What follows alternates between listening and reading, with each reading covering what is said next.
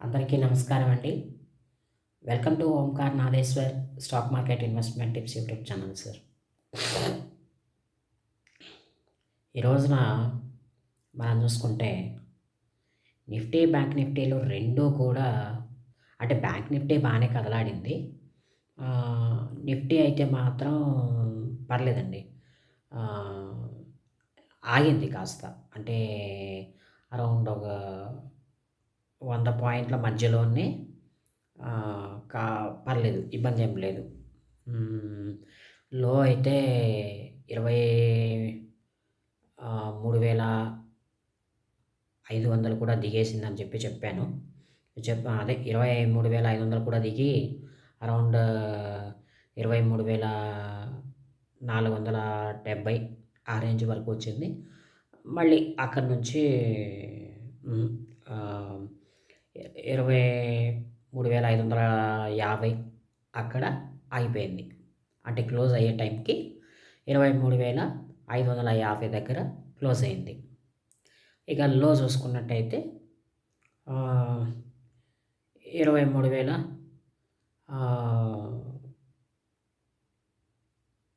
అప్రాక్సిమేట్‌గా 23,600 ఆ రేంజ్‌లో లో ఉంది.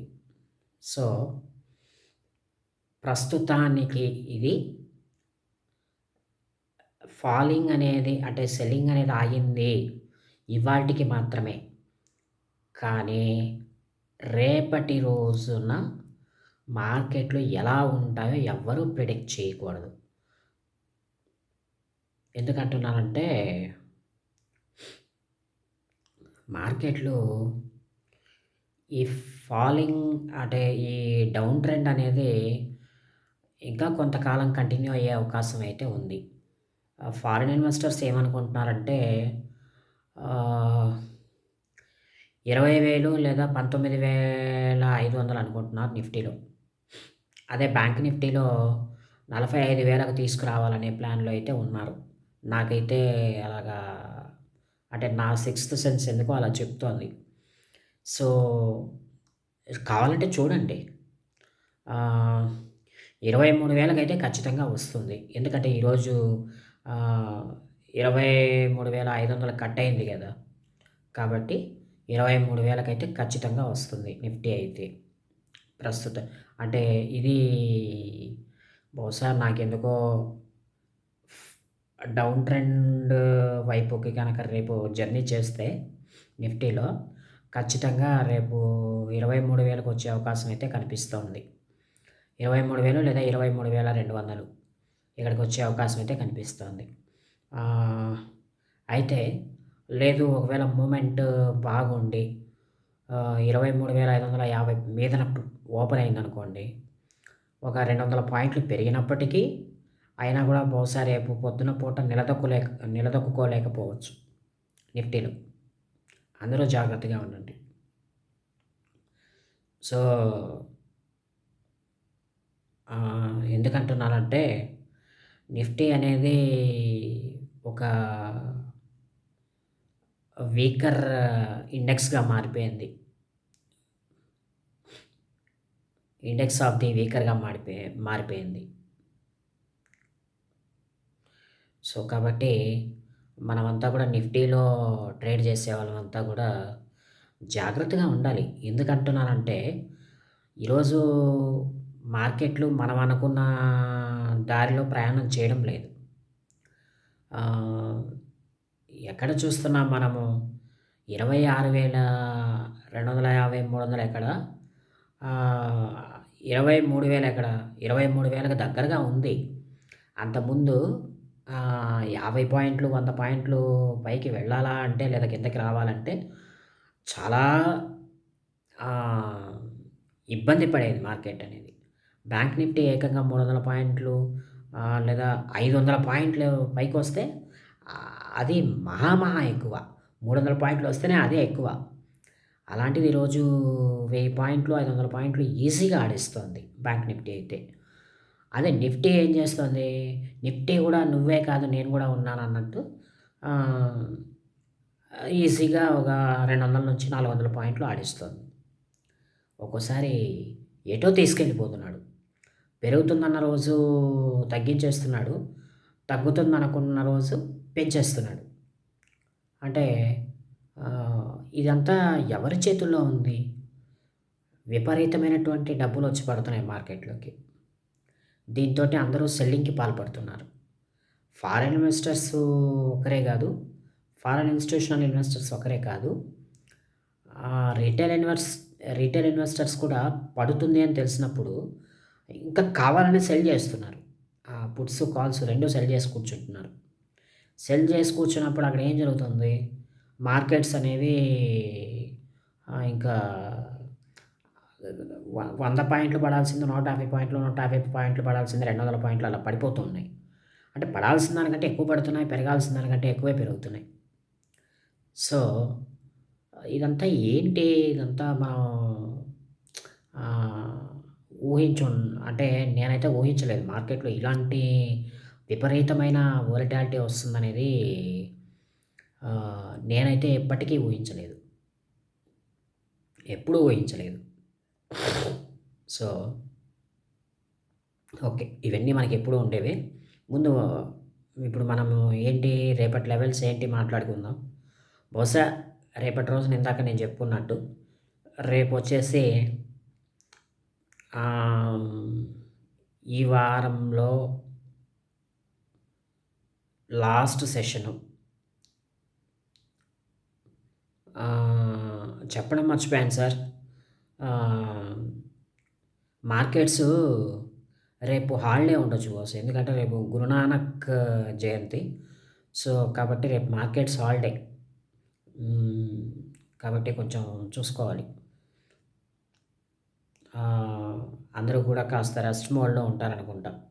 ట్రేడర్స్ కావచ్చు, లేతే స్టాక్ మార్కెట్ వర్గాలన్నీ గూడా రెస్ట్‌లోనే ఉంటాయి రేపు. ఇండియన్ స్టాక్ మార్కెట్ కాస్త రెస్ట్ మోడ్‌లో ఉంటుంది. ఆహ్, సో, కాబట్టి మీరంతా గూడా జాగ్రత్తగా ఉండాలి. హ్మ్. అదేవిధంగా బ్యాంక్ నిఫ్టీ మనం చూసుకున్నట్టయితే ఆహ్, ఒక 1000 పాయింట్లు అలా పెరిగిందనుకోవచ్చు ఈరోజు. ఈరోజు గూడా 1000 పాయింట్లు పెరిగింది. పెరుగుతూ అక్కడి నుండి కాస్త హ్మ్, కట్ అవ్వాలనే చూసింది. కానీ కట్ అవ్వల. నిన్నటి లో ఏంటి 49,000 హ్మ్, 94 అరౌండ్ 90 వేసుకుంటే అది కట్ అవ్వాలనే చూసింది గానీ ఆహ్, 50,100 ఆ రేంజ్‌కొచ్చి ఎక్కడో ఆగినట్టుంది. సో, ఆహ్, కాస్త చూసుకోవాలి. బ్యాంక్ నిఫ్టీ కూడా 49,900 లేదా అట్‌లీస్ట్ ఒక 800 మీదన ఉన్నంత వరకు పర్వాలేదు బానే ఉంటుంది. అయితే ఎప్పుడైతే 49,800 కట్ అవుతుందో అప్పుడు ఆటోమేటిక్‌గా మార్కెట్స్ అనేవి సెల్లింగ్‌కి గురవుతాయి బ్యాంక్ నిఫ్టీలో గూడా. అంటే ఇంకా డౌన్‌ఫాల్ అనేది హెవీగా ఉంటుంది. సో, కాబట్టి చూసుకోవాలి. చూసుకొని మనం ప్రయాణం చేయాలి. బ్యాంక్ నిఫ్టీలో గూడా. ఇకపోతే ఈరోజు స్టాక్ డిస్కషన్ ఏంటంటే, ఆర్తి ఇండస్ట్రీస్ చెప్తున్నాను సార్. ఆర్తి ఇండస్ట్రీసు నిన్న గూడా డిస్కస్ చేశామనుకుంటా. బిలో 500 అయితే ఉంది. సో, కాబట్టి ఆహ్, కొంచెం చూసుకో అంటే ఇప్పుడిక్కడ బయింగ్ జోన్‌లోకైతే వచ్చింది. ఆర్తి ఇండస్ట్రీస్. ఇది 1100లో చూసాను నేను ఒక సందర్భంలో. అలాంటిది ఈరోజు 500కి వచ్చేసింది. అంటే 50% పైగా పడిపోయింది. అంటే 50% పైగా కింద పడిపోయింది. బిలో 500కి వచ్చింది. సో, ఆర్తి ఇండస్ట్రీస్ ఇప్పుడు మీరు కొనదగ్గ స్టాక్ సార్. ఎందుకంటే ఇప్పుడు ఇక్కడ మీరు కొనుక్కోగలిగితే ఆర్తి ఇండస్ట్రీస్ కొంత బానే ఉంటుంది. ఇది మరలా తిరిగి మనము రూ. 1000 చూస్తాం. 1000 ఈసారి స్టార్ట్ అయితే ఈ ర్యాలీ 1200కి రీచ్ అయిపోతుంది. ఒక 1 year are 2 years time frame పెట్టుకొని కొనుక్కోగలిగితే మనకది బానే ఉంటుంది. ఆహ్, సో, ఇకపోతే నెక్స్ట్ స్టాక్ వచ్చేసి పేటీఎం సార్. పేటీఎం గురించి మనం మాట్లాడుకున్నాం. రూ. 350, 400 అలా ఉన్నప్పుడు మనం మాట్లాడుకున్నాం. అక్కడి నుంచి అది ఇప్పుడు మళ్ళీ డబుల్ అయిపోయింది. 1300లో చూసాం. 1300 నుంచి 300 దాకా చూసాం దాన్ని. అలాంటిది ఇప్పుడు 800 దాకా వచ్చింది. ఆహ్, సో, రూ. 800 నుంచి డౌన్ ట్రెండ్ అయితే స్టార్ట్ అయింది. సో, ఎవరైతే 400 క్రింద లేదా 500 కింద ఎవరైతే కొన్నారో వాళ్ళందరూ గూడా కొంచెం ప్రాఫిట్స్ అయితే బుక్ చేసుకోండి. తప్పు లేదు. ఉన్నంతలో ప్రాఫిట్స్ బుక్ చేసుకోండి. ఎందుకంటే ఇది ఇలాగే ఉంటే మరలా తిరిగి 400కో, 350కో వచ్చే అవకాశం అయితే ఉంది. వేదాంతాది కూడా ఇంచుమించుగా అదే పరిస్థితి. ఒక మెటల్ సెక్టార్ అంత బాగోలేదు. సో, కాబట్టి కొంచెం వేదాంత వేదాంత అయితే నేను డివిడెండ్స్ అవి ఇస్తుంటుంది కాబట్టి వేదాంతాన్ని నేను కొనమనే చెప్తాను సార్. ఎందుకంటే పడే కొద్దీ కొనాలి లేదా పెరిగినా కొనాలి తప్పులేదు. ఎందుకంటే వేదాంత అనేది ఫర్ ఇయర్‌కి రూ. 30 దాకా డివిడెంట్ అనేది ఇస్తుంది వేదాంత. సో, కాబట్టి వేదాంతాన్ని కొనాలి అని అనుకోవడంలో తప్పు లేదు. ఆహ్, ఇకపోతే ఆహ్, నిన్న స్విగ్గీ ఐపీఓ కంప్లీట్ అయ్యి కంపెనీ కూడా మార్కెట్‌లోకి లిస్ట్ అయింది. అయితే నిన్న అంతా ఒక 10% అయితే పెరిగింది. ఈరోజు ఆ పెరిగిన 10%లో 5% కరెక్ట్ అయింది. ఆహ్, అయితే మార్కెట్‌లోకొచ్చిన వెంటనే పెద్ద లాభాలని నేను అనను గానీ, ఆ 10% ప్రాఫిట్స్ అయితే వచ్చాయి. ఇబ్బంది లేదు. ఎవరు అంత పెద్దగా అయితే అప్లై చేయలేదు. అప్లై చేసిన వాళ్ళకి 10% ప్రాఫిట్స్ అయితే వచ్చాయి. ఇబ్బంది లేదు. వెయిట్ చేస్తే ఇంకొక 90% ప్రాఫిట్స్ కూడా వస్తాయి. తొందరలోనే వస్తాయి. తప్పులేదు. ఇక్కడ నుంచి కొత్త స్టాక్ కాబట్టి ఇది ఇక్కడ నుంచి బహుశా డబుల్ అయిపోవచ్చు. ఒక 1 మంత్ లేదా 2 మంత్స్ పరిధిలో డబుల్ అయిపోవచ్చు. సో, కాబట్టి స్విగ్గీని గూడా ఐపీఓలో ఎవరికైనా స్విగ్గీ గనక ఐపీఓలో ఎవరికైనా అలాట్ అయ్యి ఉంటే అట్లాగే ఉంచుకోండి. ఎందుకంటే ఇదంతా ఈ కామర్స్ స్టాక్ అనమాట స్విగ్గీ అనేది. ఫుడ్ డెలివరీ ఒకటే కాదు వీళ్ళ దగ్గర ఇంకా చాలా సెగ్మెంట్స్ ఉన్నాయి. సో, కాబట్టి స్విగ్గీ మనము అలాగే ఉంచుకోగలిగితే రాబోయే రోజుల్లో ఇంకొంచెం చూస్తాం ప్రాఫిట్స్ వీటిల్లో. ఇప్పుడు ఇది 400 ఆ రేంజ్‌లో ఎక్కడో ఓపెన్ అయినట్టుంది.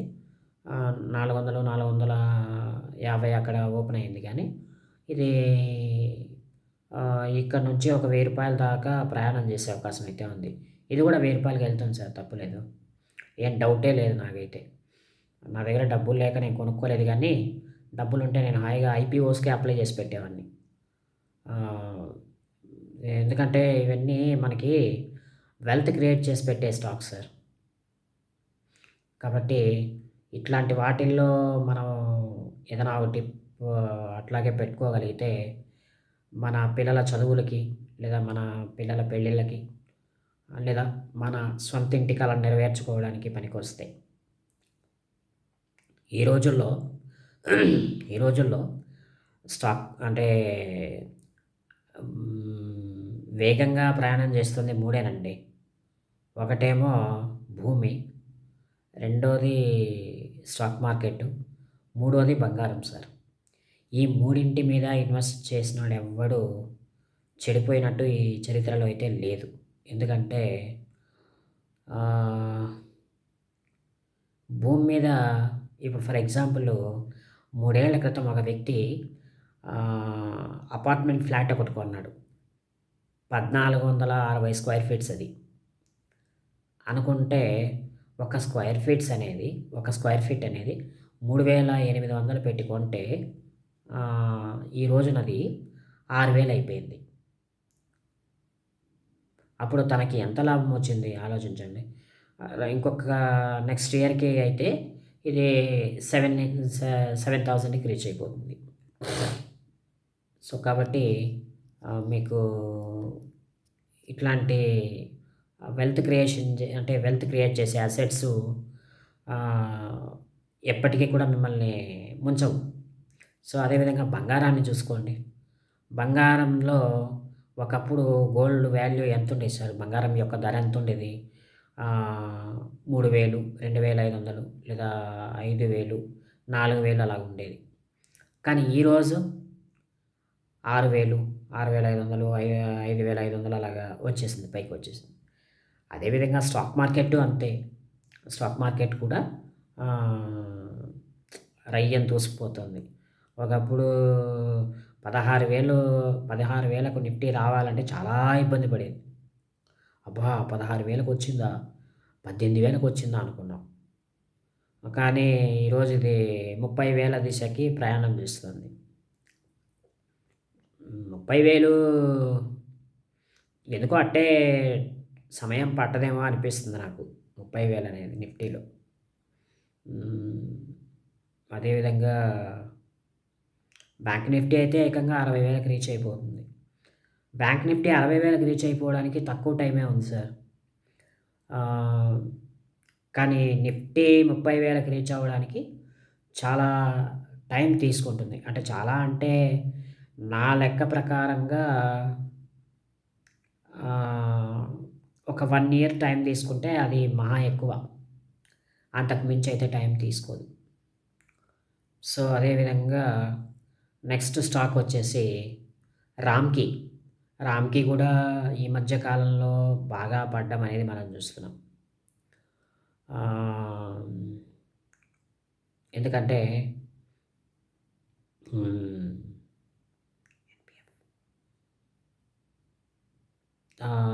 ఎక్కడి నుంచో వచ్చి ఎక్కడికో వెళ్ళిందది. ఇది నాకు తెలిసి అరౌండ్ 250 బిలో 300 దాకా ఎక్కడికో వచ్చినట్టుంది. అంటే ఒకసారి నేను చూసినప్పుడైతే 300 ఎంతో ఉండేది. సో, దీన్ని ఇప్పుడు మనం బై చేసుకోవచ్చు సార్. ఒక 2 ఇయర్స్ మీరు వీటినంతా అట్లాగే హోల్డ్ చేసి ఉంచుకోగలిగితే, ఇది నెక్స్ట్ ఇయర్‌కి అంటే ఆ 2 ఇయర్స్‌కి ఏ 700, 800కో రీచ్ అయిపోతుంది. సో, కాబట్టి ఇట్లాంటి ఇంకా ఎన్నెన్నో మంచి మంచి స్టాక్ ఐడియాస్ ఉన్నాయి సార్ నా దగ్గర. మీకు ఇలాంటివి కావాలి అని అనుకుంటే, దయచేసి నా ఛానల్‌ని సబ్స్క్రైబ్ చేసుకోండి. సో, అదేవిధంగా లైక్, షేర్ చేయండి. కామెంట్ చేయడం అస్సలు మర్చిపోకండి. నాకు కామెంట్స్ కావాలండి. కామెంట్స్ రాకపోతే అసలు నేను కష్టపడి వీడియోస్ చేస్తున్నందుకు అసలు ఫలితమే లేదు. దయచేసి కామెంట్ అయితే చేయండి. మీ కామెంట్ కోసం నేను ఎదురు చూస్తూ ఉంటాను. సో, ఇది సార్ విషయమైతే. కాసేపు నిఫ్టీ, బ్యాంక్ నిఫ్టీల గురించి మళ్ళీ మాట్లాడదాము. ఇప్పుడే మాట్లాడదాం. ఏంటనంటే ఇప్పుడు ఆహ్, ఎఫ్ఐఐ సెల్లింగు ఈ రోజు వరకైతే రెస్ట్ అంటే ఎఫ్ఐఎస్ సెల్ చేయకుండా ఈ రోజు వరకు కొంచెం రెస్ట్ తీసుకున్నారు. తక్కువ స్థాయిలో సెల్ చేసినట్టున్నారు. సెల్ చేశారు. కాకపోతే తక్కువ స్థాయిలో సెల్ చేశారు. ఈ నేను ఇందాక చెప్పాను గదండీ! ఏమని? ఆహ్, మార్కెట్ ఇంకా కొంచెం కరెక్ట్ అవ్వడానికి ఛాన్స్ ఉంది. సో, అందరూ జాగ్రత్తగా ఉండండి అని చెప్పాను గదా! నా సిక్స్త్ సెన్స్ ఎందుకో అలా చెప్తోంది సార్. మార్కెట్ అనేది నిఫ్టీలో మళ్ళా ఒకసారి 19,500కి వస్తుందేమో అనిపిస్తుంది. ఎందుకంటే ఇంకొక 3,000 పాయింట్లే గదండీ! 3,500 గదా బ్యాలెన్సు. కాబట్టి ఆహ్, 3:30 4,000 పాయింట్లు మైనస్ అదే బ్యాలెన్స్ ఉంది. ఏమో ఎవరికి తెలుసు సార్. పడకూడదన్న రూల్ అయితే ఏం లేదు. కాబట్టి కొంచెం కాషన్‌తో ఉండాలి. అదే బ్యాంక్ నిఫ్టీ చూసుకుంటే 45,000కి అలా వచ్చే అవకాశం అయితే కనిపిస్తోంది. నేనెందుకు ఇవి చెప్తున్నానంటే, నవంబర్ నెల 15వ తారీఖుకి వచ్చేసాం మనము. సో, ఈ 10 రోజులు పోతే నెక్స్ట్ డిసెంబర్ వస్తుంది. డిసెంబర్‌లో అందరూ హాలిడేలో ఉంటారు. ఆహ్, అంటే యూఎస్ కంట్రీస్‌లో క్రిస్టియన్ కంట్రీస్ కాబట్టి అవన్నీ. క్రిస్మస్ ఆహ్, వెకేషన్స్ అంటే క్రిస్మస్ అకేషన్స్ ఉంటాయి. మంచి మంచి క్రిస్మస్ సెరమనీస్ చేస్తారు. ప్రేయర్స్ అని, ఫెస్టివల్స్ అని ఎక్సెట్రా, ఎక్సెట్రా. ఎంటర్‌టైన్‌మెంట్‌కి వాళ్ళు కొంచెం ప్రిఫరెన్స్ ఇస్తారు. ఈ క్రిస్మస్ మంత్ కాబట్టి. సో, కాబట్టి ఈ టైంలో ఎఫ్ఐఐస్ పెద్దగా పార్టిసిపేట్ చేయరు. ఒకవేళ ఏమైనా మంచి ప్రాఫిట్స్‌లో గనుక ఉంటే అవి గూడా అమ్ముకొని తీసుకెళ్ళిపోతారు. సో, సెల్లింగ్‌కే వెళ్తారు తప్ప బయింగ్ జోన్‌లోకైతే ఇప్పటికైతే వెళ్ళరు ప్రస్తుతానికి. తర్వాత జనవరి, ఫిబ్రవరి అంటే అయి పెద్ద చెప్పుకోదగ్గ నెలలు గాదు. ఎందుకంటే నేను చూస్తున్న వాటిలో చెప్తున్నా నేను మీకు. ఏదో ఇంకా చూడాలి మరి. అయితే సంక్రాంతి లోపల ఎప్పుడో ఒక్కసారి మాత్రం 27,000 టచ్ చేసింది సార్ నిఫ్టీ అయితే. బ్యాంక్ నిఫ్టీ మాత్రం ఎ 50 నా 55,000 టచ్ చేస్తుంది. డౌట్ లేదు. సో, అంత టచ్ చేసినప్పటికీ మార్కెట్స్ అక్కడి నుంచి కిందకే వెళ్తాయి. మీకు ఇప్పటి నుంచి సంక్రాంతి ఇప్పటి నుంచి మార్చ్ వరకు ప్రిడిక్షన్ చెప్పాలంటే ఆహ్, 22,500, 27,000 ఇక్కడి వరకైతే వెళ్తుంది సార్ డౌట్ లేదు. రాసి పెట్టుకోండి.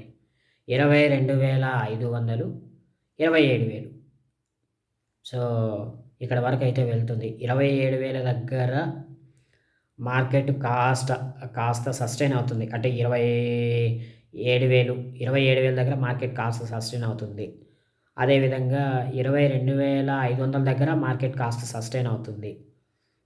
కొంతకాలం సస్టైన్ అవుతుంది. సో, సస్టైన్ అయిన తర్వాత అక్కడ నుంచి ర్యాలీ తీసుకునే అవకాశం అయితే ఉంది. 27,000 దాకా వచ్చే అవకాశం అయితే ఉంది కాబట్టి కొంచెం కాషన్‌తో ఉండాలి. ఎప్పటికప్పుడు మనం ప్రాఫిట్స్ తీసుకుంటూ ఉండాలి. హ్మ్. అదేవిధంగా లోయర్ స్టాక్స్ బై చేస్తూ ఉండాలి వచ్చిన ప్రాఫిట్స్ తోటి. సో, ఈ సెల్ చేయడం, బై చేయడం ఒకటే కాదండి. మనలాంటి వాళ్ళం తినడం కూడా నేర్చుకోవాలి. ఆ డబ్బులు తినగలిగితేనే మనం స్టాక్ మార్కెట్‌లో ఇంత డబ్బులు సంపాదించినందుకు ఒక సార్థకత అనేది ఉంటుంది మనకి. కాబట్టి ఆహ్, కొంచెం చూసుకోండి. చూసి మెల్లగా ఆలోచించి స్టాక్ మార్కెట్‌లో మీ జర్నీ అంటే కంటిన్యూ చేయండి. సో, బ్యాంక్ నిఫ్టీని చూసుకున్నట్టయితే 45,000 నుంచి 55,000 స ఆహ్, స్ ఒక మళ్ళా తిరిగి 54,000 దగ్గర కాస్త సస్టైన్ అవుతుంది కొంతకాలం. లేదా 45,000 దగ్గర సస్టైన్ అవుతుంది. అక్కడి నుంచి అంతకంటే కిందయితే పడే అవకాశం లేదు. బ్యాంక్ నిఫ్టీ 45,000 దాకా వెళ్ళదులెండి. అది వేరే విషయం. కానీ ఈ సెల్లింగ్ ఇలాగే ఉంటే నిఫ్టీ 22,000కి ఆ! 22,500కి బ్యాంక్ నిఫ్టీ 45,000కి రావడం అనేది కన్ఫర్మ్ తిరిగి.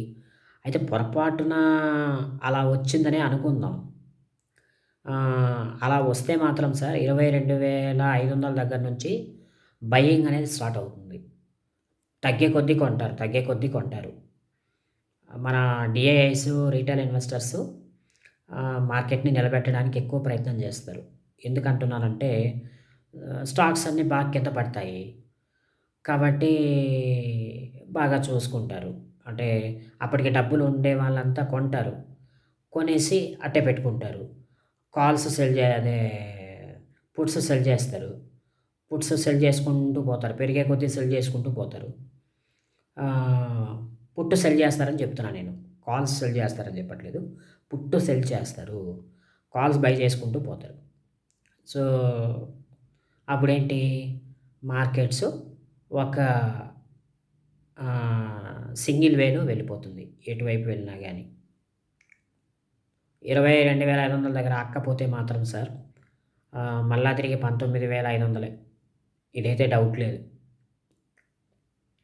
సో, కాబట్టి ఆహ్, ఎందుకులేండి 22,500 మరియు 27,000 బ్యాంక్ నిఫ్టీలో అదే నిఫ్టీలో. అదే బ్యాంక్ నిఫ్టీలోకొచ్చేటప్పటికి 45,000, 55,000 ఇక్కడ వరకైతే ఇది టెంపరరీ జర్నీ. ఎప్పటిదాకా ఎప్పటిలోపు సంక్రాంతిలోపు ఇవన్నీ జరుగుతాయి. మీరు నా ప్రిడిక్షన్ కావాలంటే రాసుకోండి పర్వాలా. ఏదైనా రాంగ్ ఇన్‌స్ట్రక్షన్స్ నేను ఇచ్చినట్టు అనిపిస్తే మీకు కామెంట్ రూపంలో చెప్పండి. ఏం గాదు. సో, కాబట్టి కొంచెం చూసుకోండి. ఆహ్, మార్కెట్లు కొంచెం బానే ఉంటాయి.